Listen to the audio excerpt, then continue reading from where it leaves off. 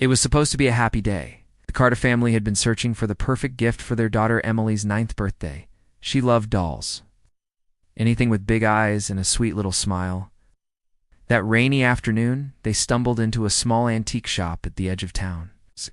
And that was the mistake that would destroy them. On the top shelf, half hidden behind a stack of porcelain figurines, Emily spotted something unusual.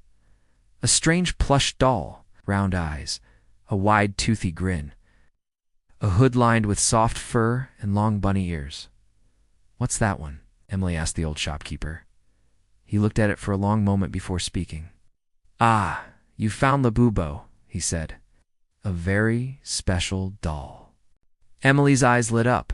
She begged her parents to buy it. The shopkeeper hesitated, his wrinkled hands tightening around the doll. And then slowly, almost reluctantly, he wrapped it in brown paper and handed it over. As he did, he whispered something under his breath. Words no one caught. That night, Emily placed La BUBU on her bed, facing the door. She swore she could hear it breathing. But every time she looked at it, it was still smiling. Still staring.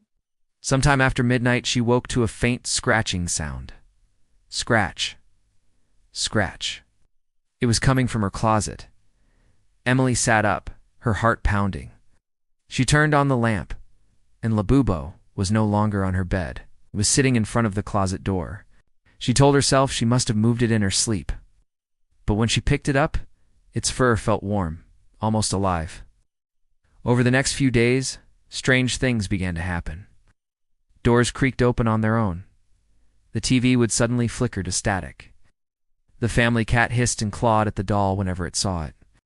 One evening, Emily's mother, Sarah, was in the kitchen when she heard whispering from the living room. She stepped inside and froze.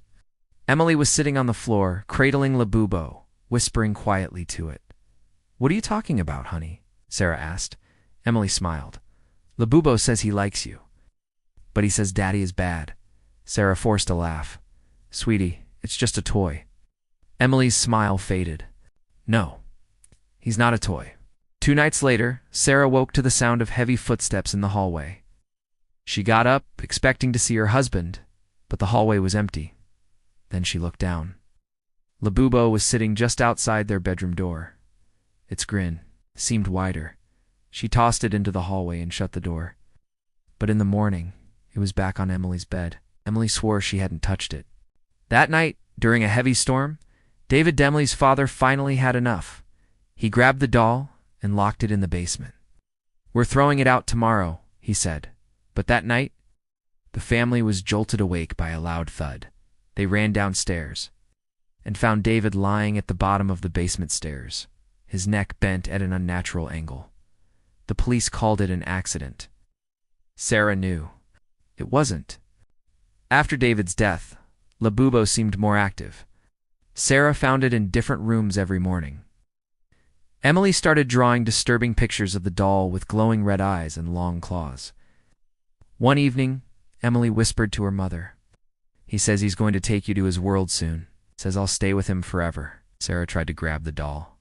Emily screamed like she was in agony, clutching La BUBU tighter.